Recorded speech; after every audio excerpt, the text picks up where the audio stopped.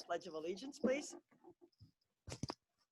I pledge allegiance to the flag of the United States of America, and to the republic for for which it stands, one nation, under God, indivisible, with with liberty liberty and and justice justice for all. for all.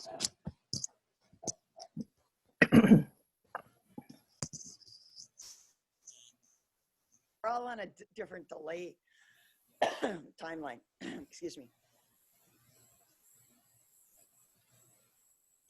We'll open the meeting with our public comment. We have 2 minutes for any speaker wishing to address the Winona County Board about anything in particular.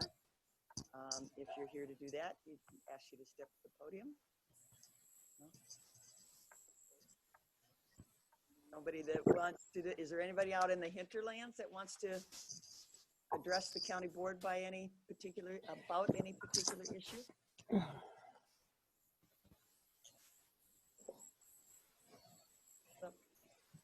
All right, we'll move on to item 3, approval of the county board meeting minutes. 3.1 is the County Board of Appeal and Equalization from June 23rd. Move approval. Second. We have a motion by Commissioner Jacobs, second by Commissioner Olson to approve the meeting minutes, June 23rd, Board of Appeal and Equalization. Any discussion? All those in favor say aye. Aye. Aye. Aye. Approved. Second, 3.2, the county board meeting minutes from June 23rd. Approval. Kavesi, second. All right. We have a motion by Commissioner Jacobs, second by Commissioner Kavesi to approve the county board meeting minutes. Any discussion? All those in favor say aye. Aye. Aye. Okay, approved. Moving on to item 4.1. This is the receipt of the approved committee meeting minutes.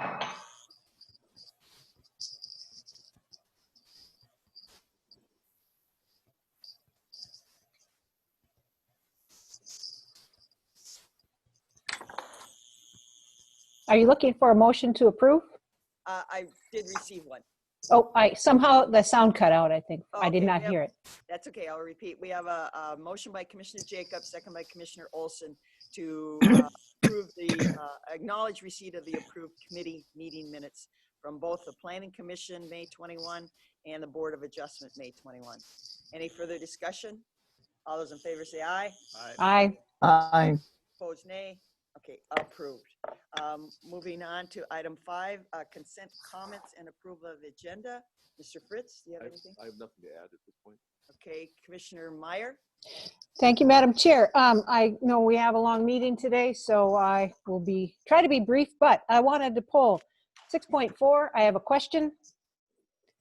6.10, I see that Ms. Sanis is on, so I wanted to ask a few questions about the Health and Human Services Strategic Plan. And then 6.13, just wanted to get a better understanding of what's going on there. Okay, so we will move 6.4 to 7.00, 6.1 to 7.01, and 6.13 to 7.02. Thank you. All right, thank you. Commissioner Kavesi? Yes, I'd like to move 6.5. I just have some questions. I think it should be brief. I do also have an announcement at the end.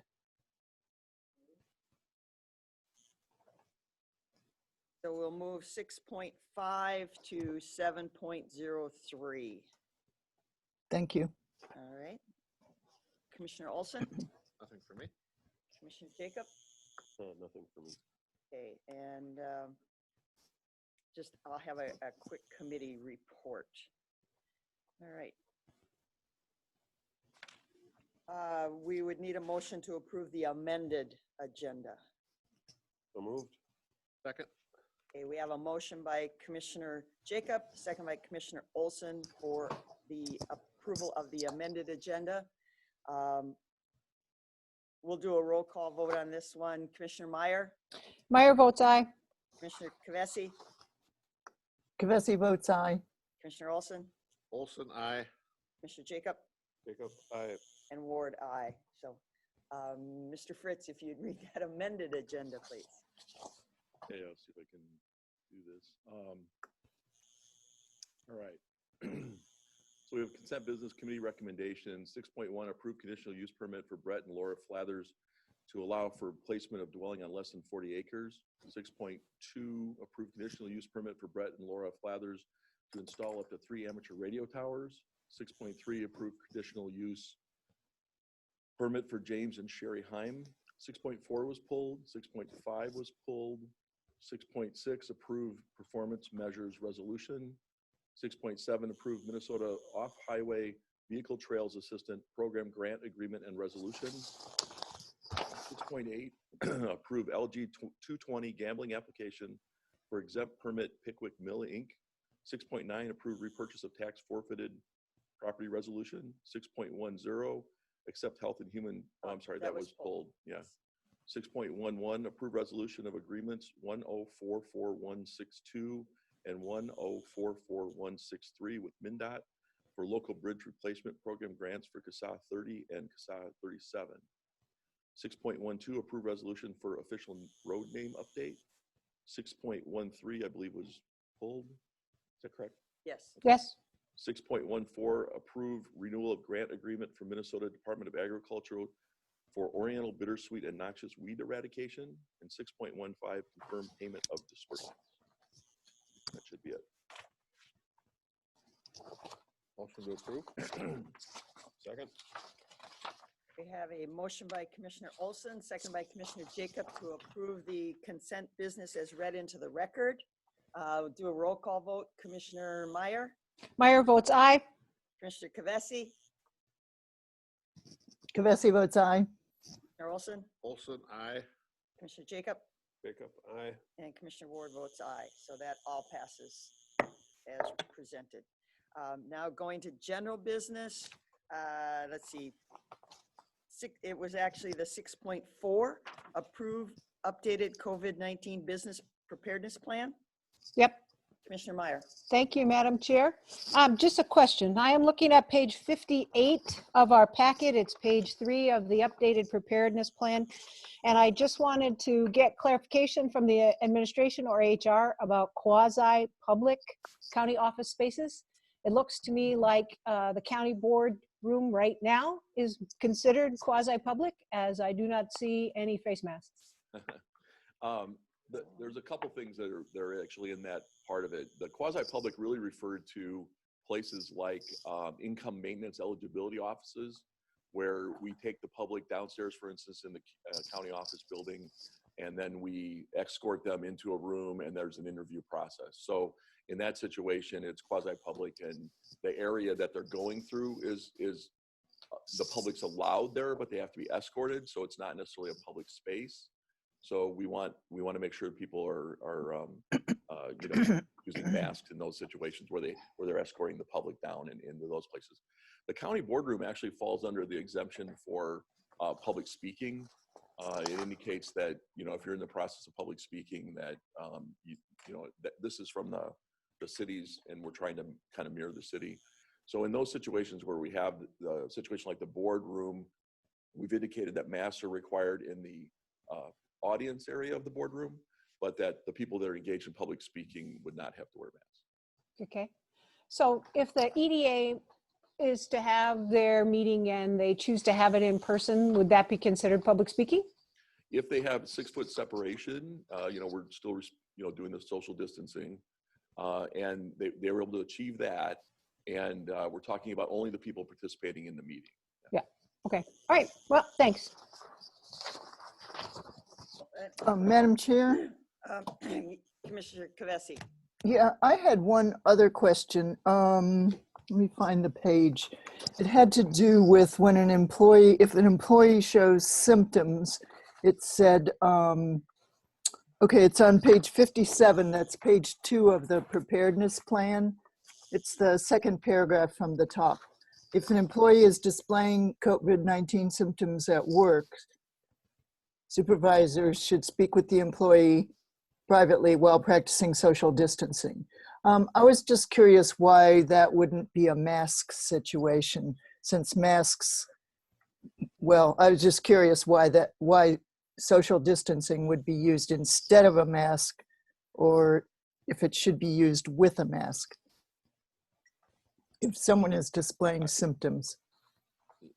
Yeah, I'd have to defer to Maureen, but at the same time, my my interpretation of what we're doing with the managers, because you can't really consider every situation. So if someone's, when it says exhibiting symptoms, you know, if someone's coughing more than a couple times, you know, routinely, I think it's probably a good idea for the person to maybe don a mask, but it's kind of you kind of have to look at the situation. If you have a manager and they go over and they just want to talk to someone and say, hey, you feel okay, you might want to get checked out or whatever.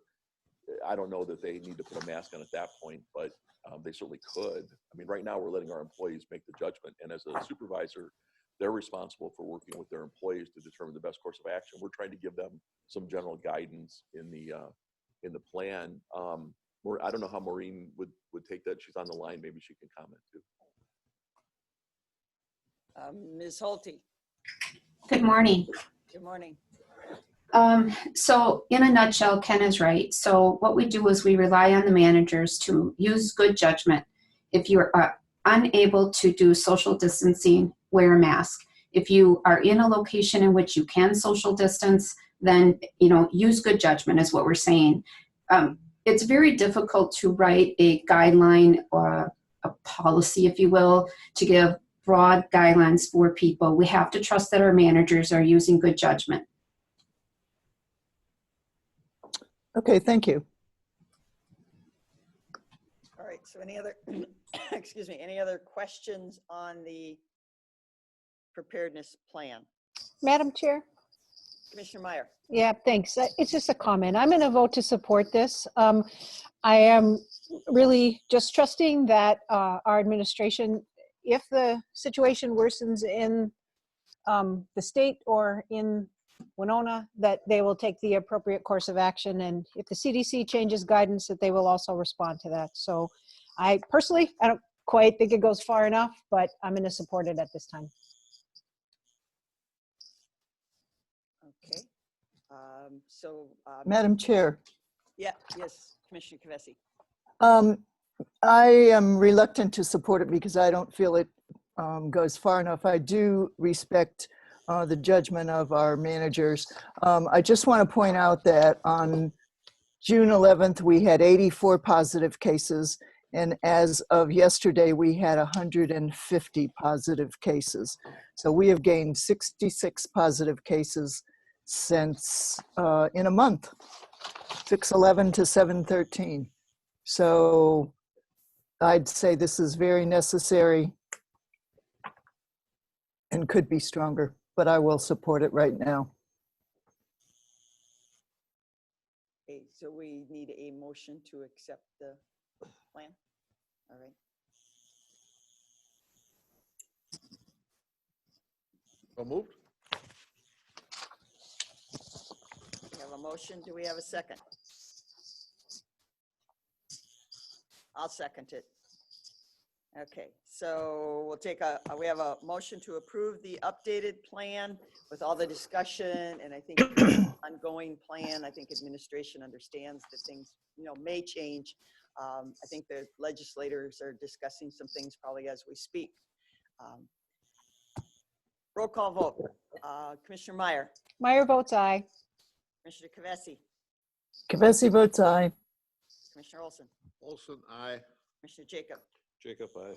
And Ward, aye. So that is approved for the preparedness plan. Then the next item, Commissioner Meyer, was 6.10. Accept Yes. Health and Human Service Strategic Plan. Let's see, that starts on page 103. Yep. Thank you, Madam Chair. I'm assuming that I have the floor. Yes. I wish that we could see from all of our department heads their strategic plans. I really liked being able to see this, and I saw Ms. Sanis quoted in the paper again this morning. There was an article. I think whenever I have the chance, I want to just thank all of our staff, but our Health and Human Services and our Public Health Department for the extra effort and extra work that they all do during the pandemic. And for this, I am truly grateful. I don't want to take forever. I have a few questions. I'm going to try to limit the number of them. So I am looking in the plan under the safety net and ladder up for citizens. This is page 105, third item. Identify gaps in community-based services that could benefit the citizens of Winona County to assure maximum self-sufficiency.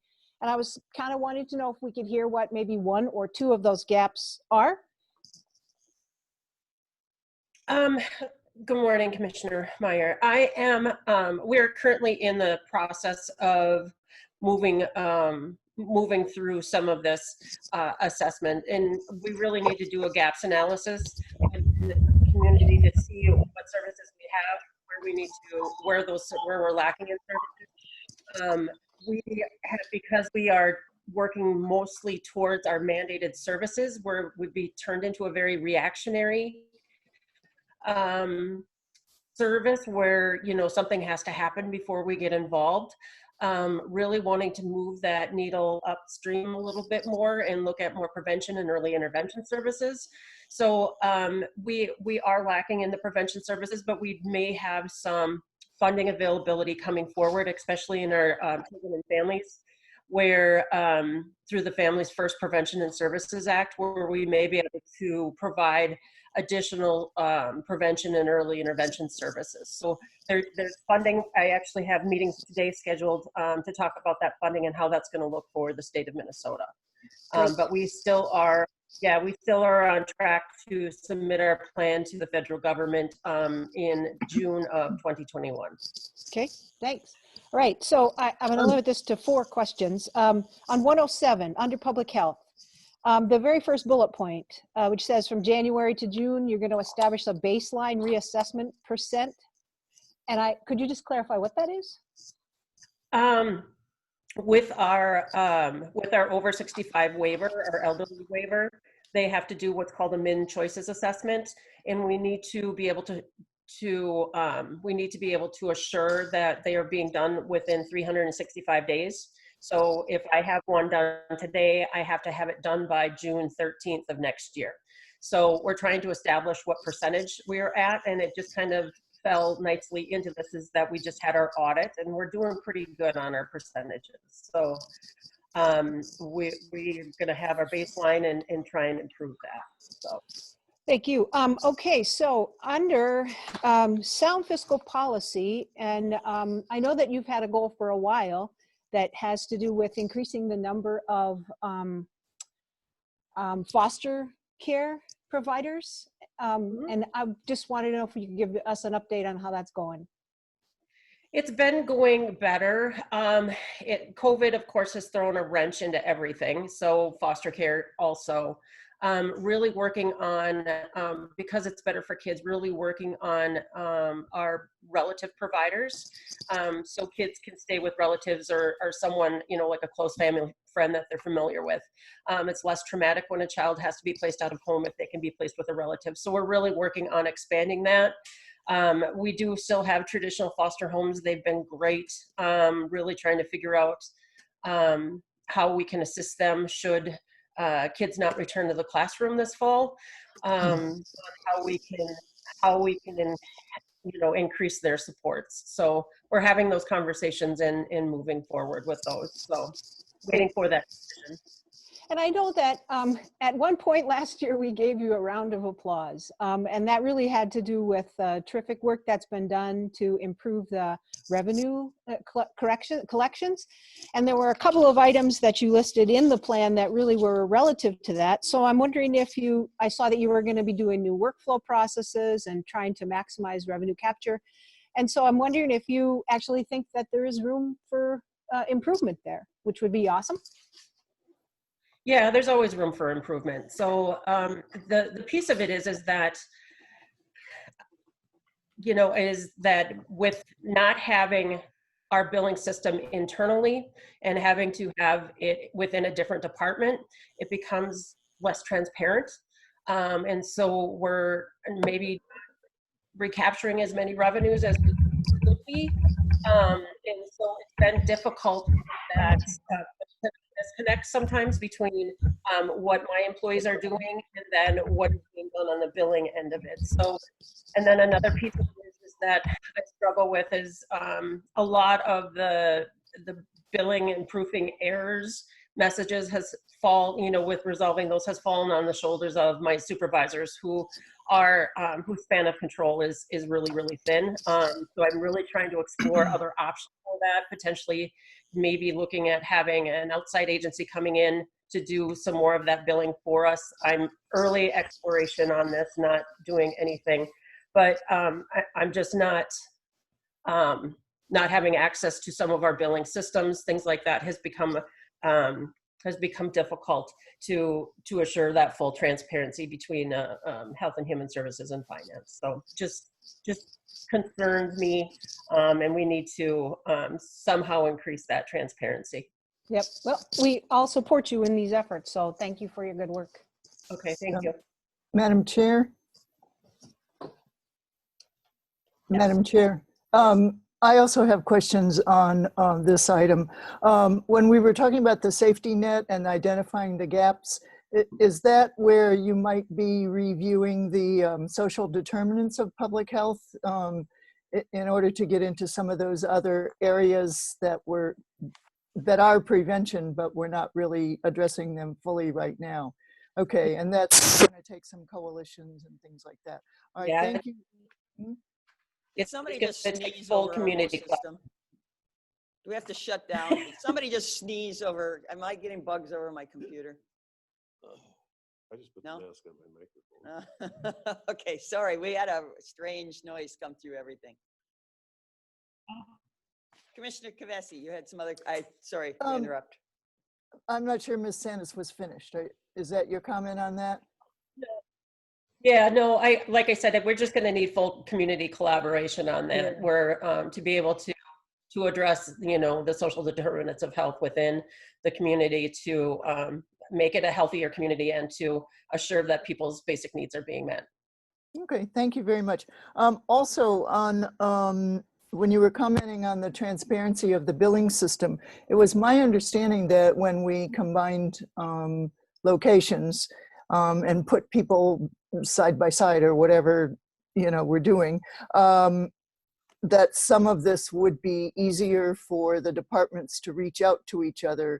I was just wondering if you had found that easier, or I know the pandemic and the COVID has changed side by side and face to face and all that, but in terms of sharing information, just wondered if the flow was better under our new working conditions, or I it's guess hard to I'm new. say. Yeah. On that, just because we've been home, we've been working Yeah. remotely March and things like that. So it's been, I guess I haven't seen like a huge increase, but I haven't seen a decrease either. So Okay. Are there any particular areas that you're concerned about in terms of capturing the revenue?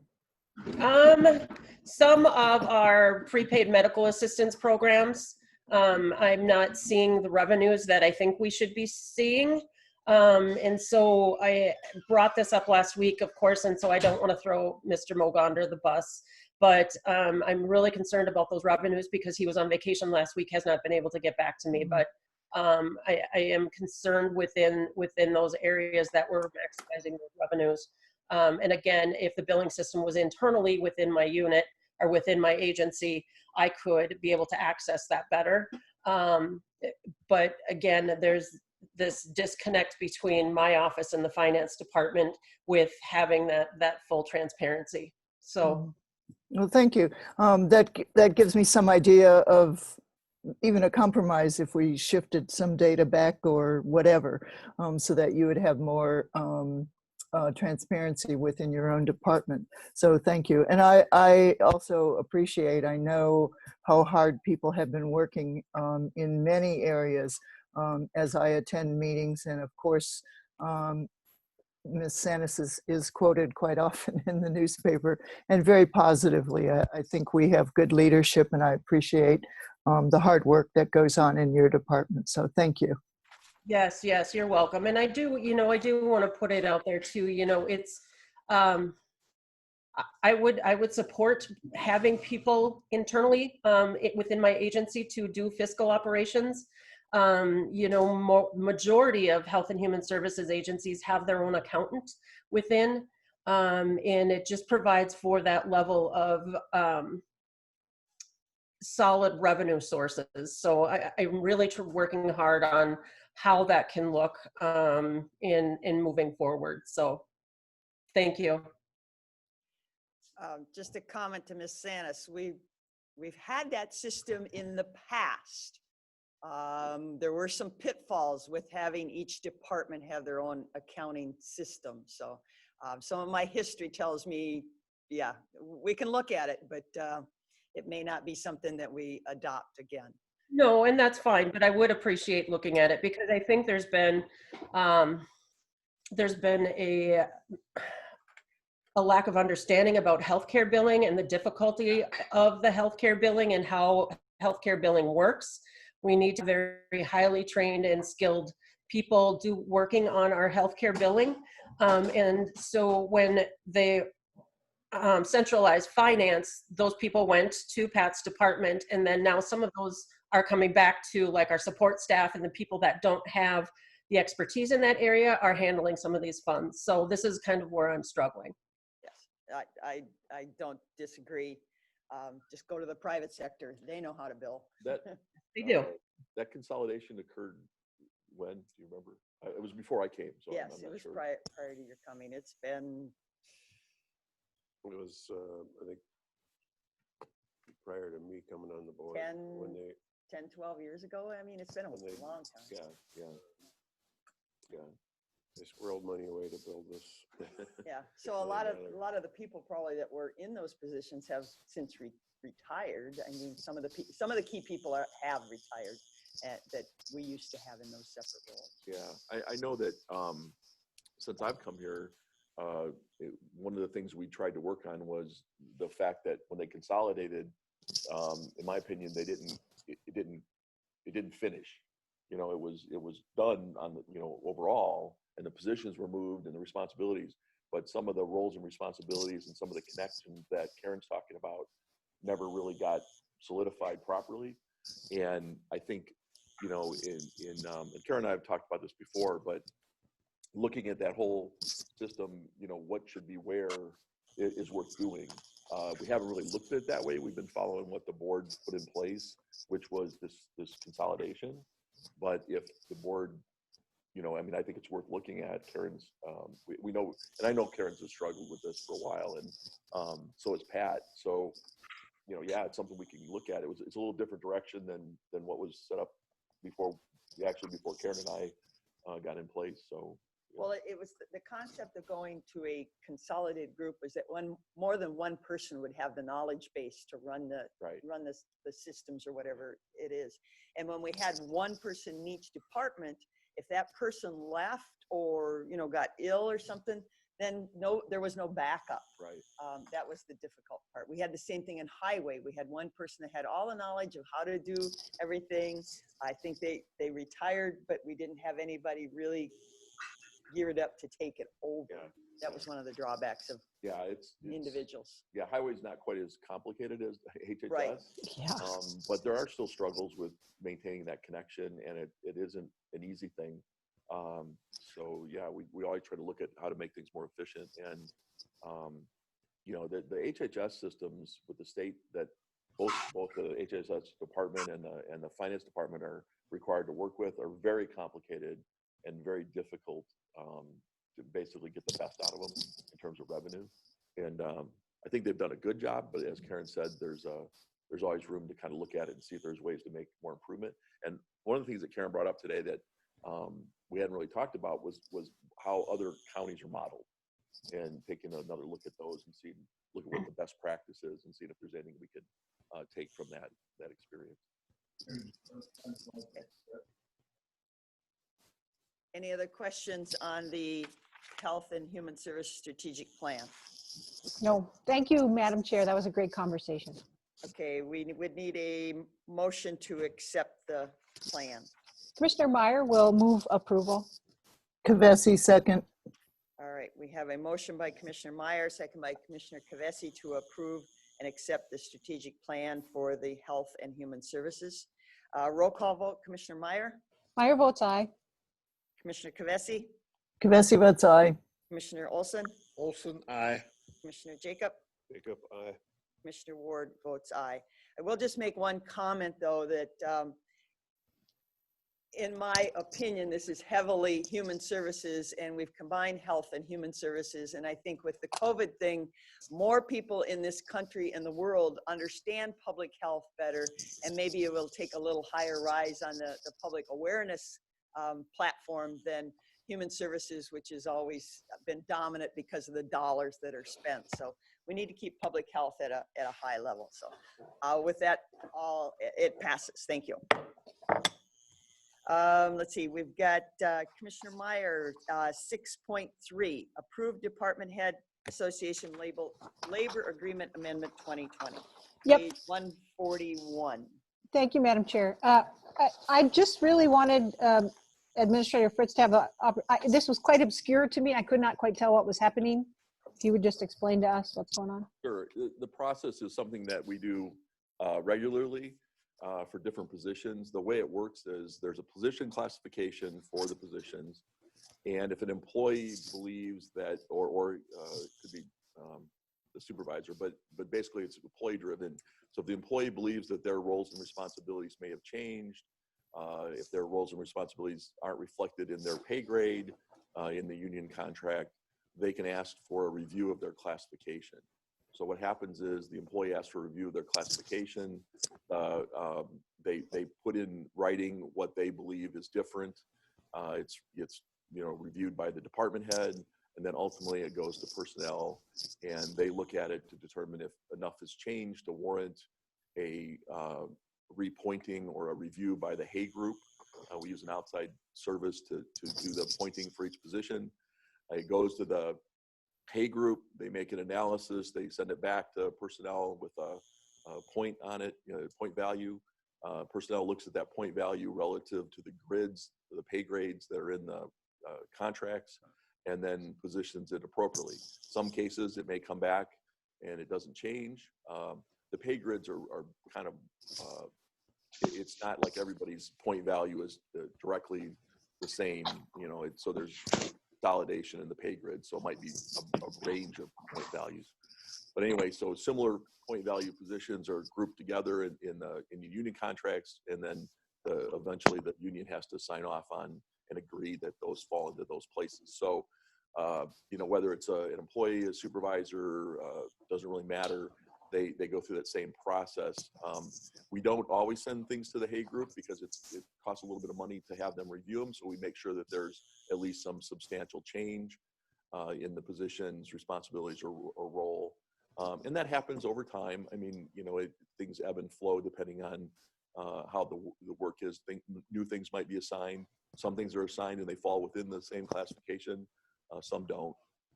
So that's what happens. And this is something that you'll see regularly on the agenda when a reclassification is reviewed, and then there needs to be an adjustment in the pay grade.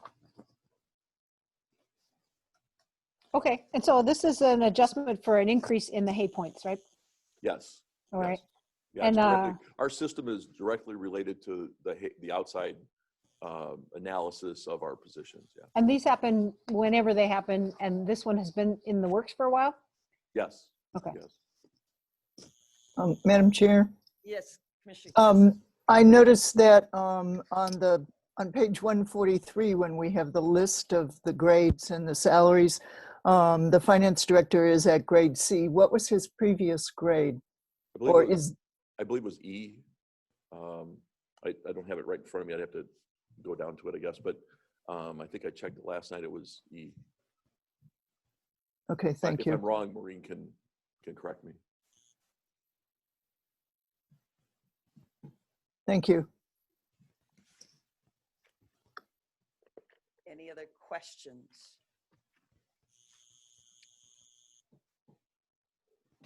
We'll need a motion to approve. So move to approve.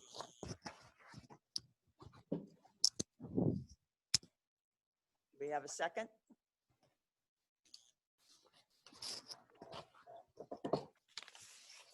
I'll second. We have a motion made by Commissioner Jacob and seconded by Commissioner Olson to approve the Department Head Association Labor Amendment 2020. We'll do a roll call vote. Commissioner Meyer, Meyer votes aye. Commissioner Kavesi, Kavesi votes aye. Commissioner Olson, Olson, aye.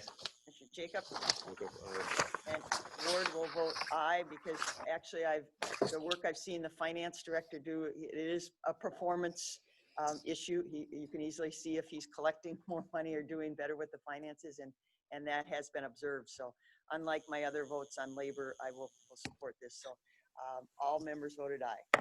Approved. Let's see, we go to Commissioner Kavesi. You had a question on 6.5, approved changes to the organizational chart, page 63. Commissioner Kavesi. Okay, I was having trouble unmuting. That actually was a mistake, and so I'll make it brief. I would just like to move acceptance for consent business item 6.5. If I can get a second, we can vote. Yeah, Commissioner Meyer will second that. Okay, we have a motion by Commissioner Kavesi, seconded by Commissioner Meyer to approve the organizational changes to the organizational chart. We'll do a roll call vote. Commissioner Meyer, Meyer votes aye. Commissioner Kavesi, Kavesi votes aye. Commissioner Olson, Olson, aye.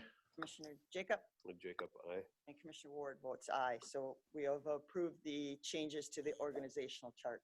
All right.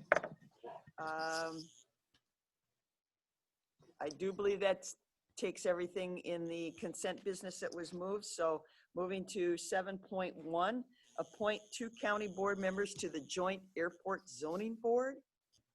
And I thought we did it in our general appointments back in December, January, no? Must have come up for reappointment then. Oh, maybe it's an odd time of the year?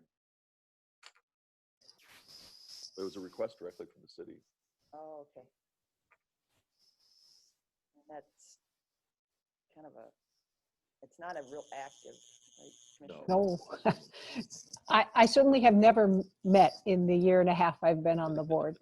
But I mean, I'm happy to take to assume Commissioner Pomeroy's position on that board.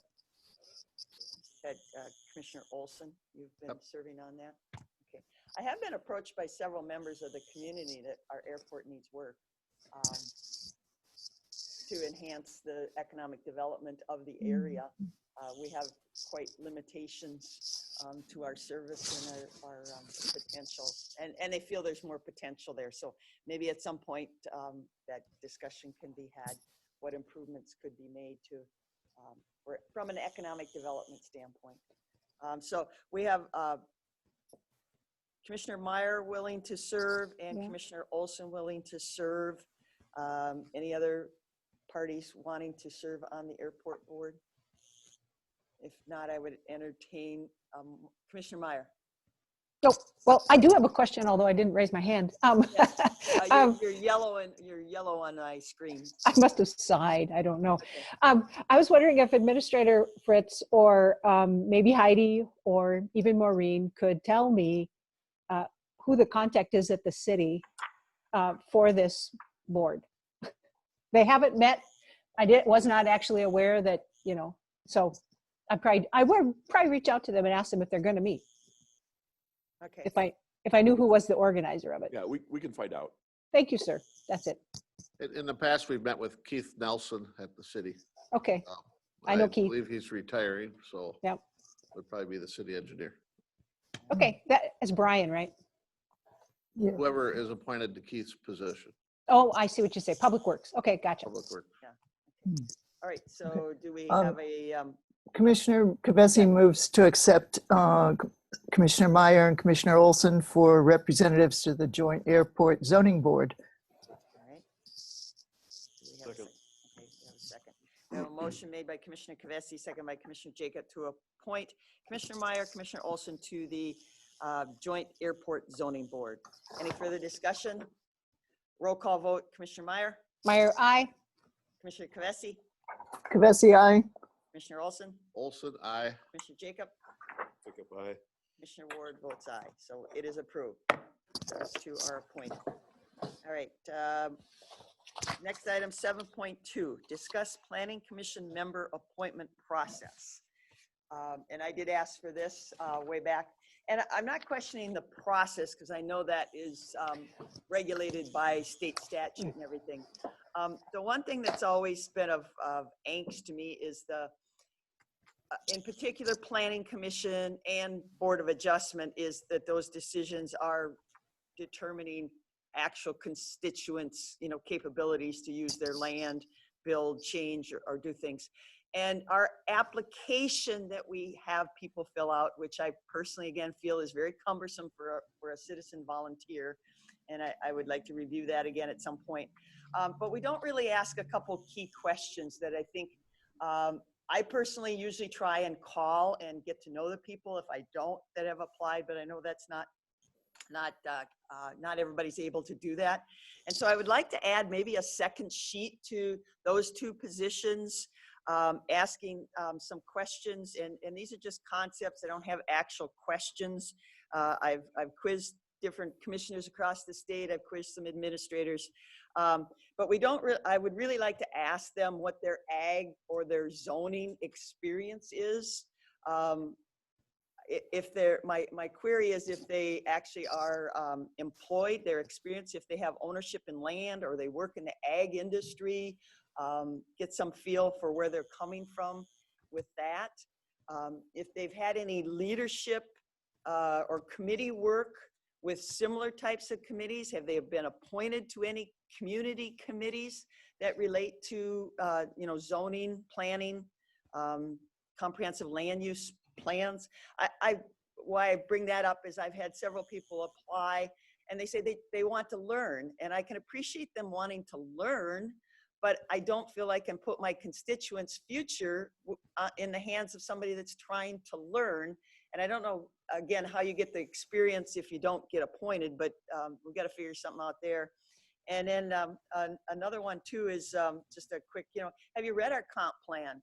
Do you have any questions about it, or have you read the zoning ordinance and know what it entails? Because again, I have called and interviewed people and they haven't, and they're more than willing and able to work on it, but again, it's work that's directly affects another constituent's livelihood. So I would just maybe like to add a second sheet if we're going to continue to use that format to have people apply, which is more of an employment application than a citizen volunteer application. And so any other discussion in regards to that? Madam Chair. Commissioner Meyer. Thanks much. I understand your concern, and I actually,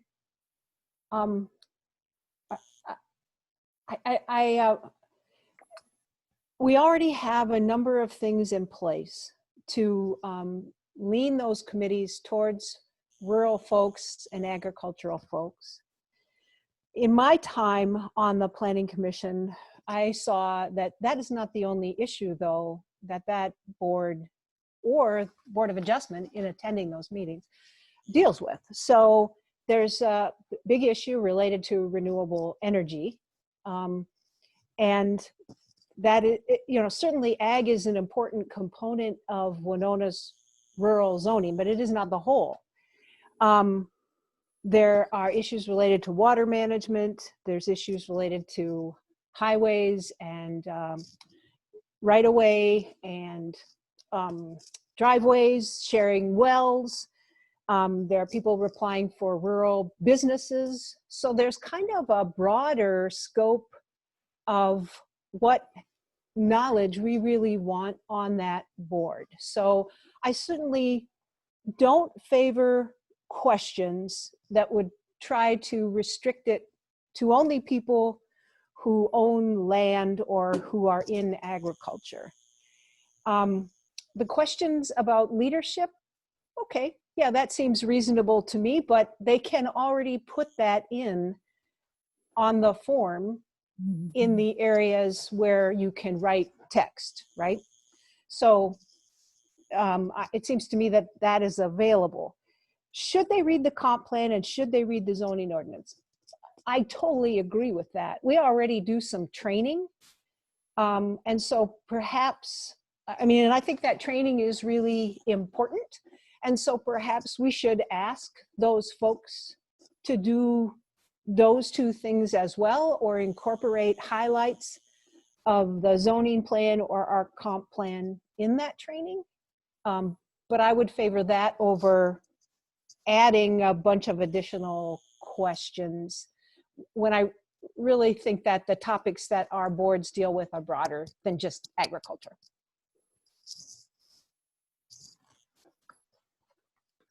Any other, Madam Chair? Commissioner Kavesi? Yes, I understand your concerns, and this has been a discussion that's been ongoing. I would think we could add, as Commissioner Meyer suggested, add zoning and comp plan information to the training. More specifically,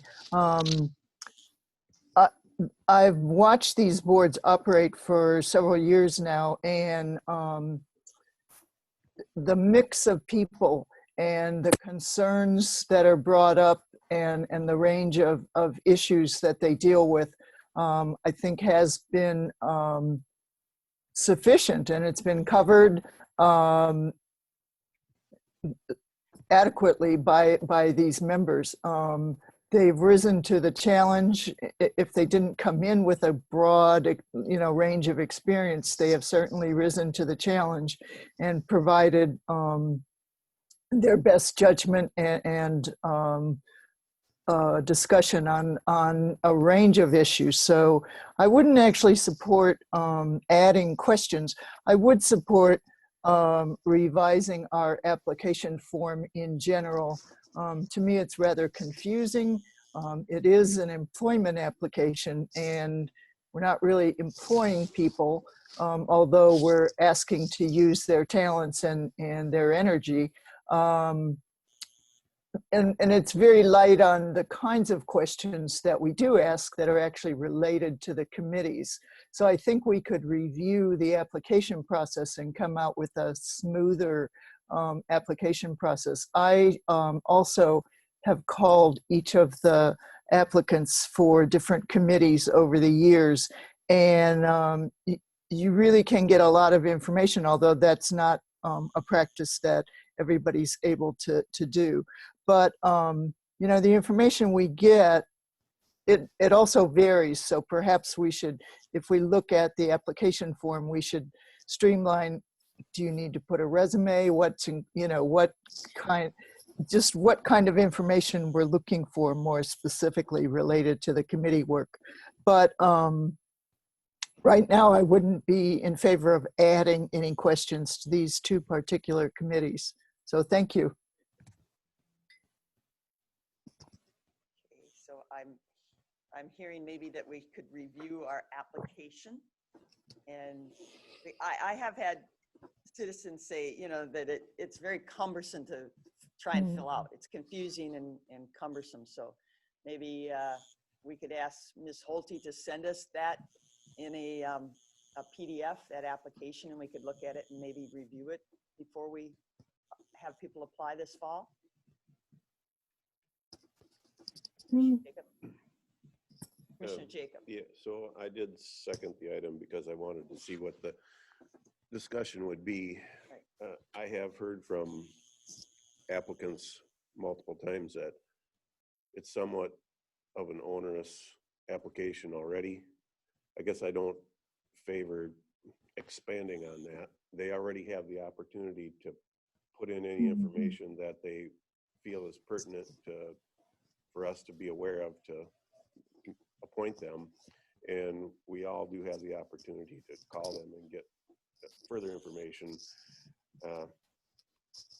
I guess in the interest of not burdening staff with more work, I'm not, at this point, unless you had, really laid out something specific that you saw was gonna streamline this or make it a better scenario, I don't want to just load work on staff. No, I would agree. So maybe a subcommittee of us could, or we could, well, I think all of us should look at the application that we put out there, because I think sometimes it doesn't get to these, these questions. It is an employment, it looks like an employment application, and that's not what we're looking for. But I do have an issue, and it's highlighted in our board packet, is the regular member, it's the chair has the authority. But item number 3, the regular members of the planning commission shall be appointed by the board chair after being fully advised by and with the input from the planning director and the full county board. Now, last go around, the planning director did not want to step into this because it becomes a political thing. We know that. Did not want to step into this and did not give any recommendations. In the past, we have had planning directors that have. So do we need to change? Do we need to change that? I mean, that's part of our process right now. And I can continue to call and get my answers and everything. I just thought it was maybe a time to look at that application. We've had a number of citizens say it's too much, and then for some reason we don't retain it. So if they want to apply the next year, I think we've improved that. I think we've retained it. It's cumbersome to fill it out again. Madam Chair, it's Kate Qualley. I wondered if I could have a moment. Yes. Okay. So I appreciate the ability to weigh in. I try not to weigh in, based on politics, of course, but sometimes there might be somebody that lives in an area that isn't eligible or that has served and was term limited out, but hasn't necessarily been away from the position for the correct amount of time. So there's just some technical or sort of nuts and bolts things that I can contribute, and I have each time. If there isn't anything, I'm not going to comment if I don't have anything, but I appreciate the ability to do so. Thank you. Okay. Thank you. Madam Chair, That's Commissioner Kavesi. perhaps if we took a look at the current application process or form, and I've applied for things where certain items are starred, which means they're required, and others are optional. So, maybe we could streamline the application process and do away with some of the questions that are directly related to employment, such as do you have a driver's license, and, some of those kinds of things that aren't quite so pertinent to the committee work. And we could just ask that certain sections are required and other sections are optional, and that might be a simple way to handle this. Yes. Well, I would agree. So could we by consensus agree to look at the application form for our citizen committees and maybe recommend some changes in the future before the next round of citizens? Do I have Madam Chair? consensus? Commissioner Meyer. Yeah, that's fine with me anyway. Okay. Yeah. All right. Okay. All right. So we'll ask Ms. Holte, I believe, is still on the line, to send us out a blank form and see if we could apply for a job here at Winona County, or if I've been asked kiddingly, what's the qualifications for a county commissioner, and I say absolutely none. $50 and your name on a ballot. Yeah. So Ms. Desire. Yeah, desire, yeah. Willingness to suffer. Willingness to suffer. Pain and punishment. So Ms. Holte, if you would just send out a blank form, because Commissioner Jacob, you did mention something, because I know staff takes a lot of time going through those forms, redacting information and things like that. So you're right, we need to simplify and have less staff time to sort out some of this stuff. So, all right. I'm in favor of streamlining, but not expanding. Because they do spend a lot of time working through those applications, which I don't know that's the best use of time. All right, we will look at the form at some future time before asking for more citizen and volunteers. All right, thank you. 7.3, receive monthly finance and budget updates in May 2020. Mr. Moga, are you with us? I do have a question with these. How do you turn the page? I mean, Tony, can you hear me? Yes. yeah. Oh, okay. How do you rotate the page? Yeah, I don't look at it I used to just lay sideways. it down. It depends depends on what you have. I'll go over the cash flow for May. This way? No, Starting cash flow was 8.2 million. Actual revenues were 329,000. Actual expenses were 1.3 million. Ending cash is 7.1. For the year, it was 13.4. Actual revenues were 2.1. Actual expenses were 8.3. Again, the ending balance is 7.1 million. The variance at this point in the general fund is a negative 6.2 compared to a negative 6.4. If we go all the way down to the bottom, it's a negative 10 million compared to a negative 9.2 million.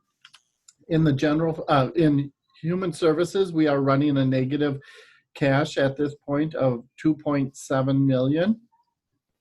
Any questions on this document? Pat, do you see any red flags at this point? You know, this is May, of course. But Yep. I did actually run while I was sitting here where our numbers are at June. June is not actually closed at this point, but in human services, one of the things that we are running a little bit behind in is the taxes, and that's because we had the taxes that were delayed till July. So that's actually something that we have to kind of look at. And right now in human services, and that's the one that kind of seems to always be a little bit behind, is we are running our revenues compared to last year at the same point are down by like 600,000. But actually, when I looked at the tax portion of it, it's about 300,000 of that. And the other thing that I did notice that seems like the state, some of their revenues are delayed because I'm sure it's because of COVID that we're not getting the timing of the revenues at the same time. So again, you know, we're just monitoring that, and we're kind of ensuring that, you know, we're trying to capture as many revenues that we can, working with human services, you know, but they do one part of it and we have to do the other, and we have to work together to make sure that we get the claim to be a claim that can actually, you know, make its way through the system. Madam Chair? yes, Commissioner Kavesi. Mr. Moga, thank you very much for all of your numbers, and hopefully they will add up at some time. Are some of these revenue delays you said are due to some of the COVID? Are some of the actual expenses also related to COVID, and will they be able to be recaptured? Yes, there's also some COVID expenses there, and we actually did receive our CARES money, so those can be used towards that. So again, that will also bring some of those down, you know, because they can be actually covered by the CARES money. Okay, thank you very much. That's excellent. Yeah. Yes, that's a good answer. Yeah. Any more questions on this document? If not, we'll go to the summary. Summary actually starts with 16.5 million. Actual revenues are 7.6 and actual expenses are 17.5. Variance is the negative 9.8 compared to a negative 9.2 previous year. Any questions on this document? If not, we'll go to the summary budget. At that point, through May, we're at 42%. Looks like the highway is running a little bit high. And again, highway, that's kind of ups and flows. The monies will be coming in. So, you know, again, there'll be some reimbursements coming in on for the highway. And human services at this point is showing 42.7%. So they're kind of expense-wise, it's showing overall the revenues are a little bit lower in that area. And again, we talked about some of the delays in revenues and also some of the other areas of kind of the state. I did look at some of the expenses in there. There are a few areas that are running high, but then, you know, also there are some areas that are running low. So, you know, it all kind of at the end kind of comes back down to that 72.7%.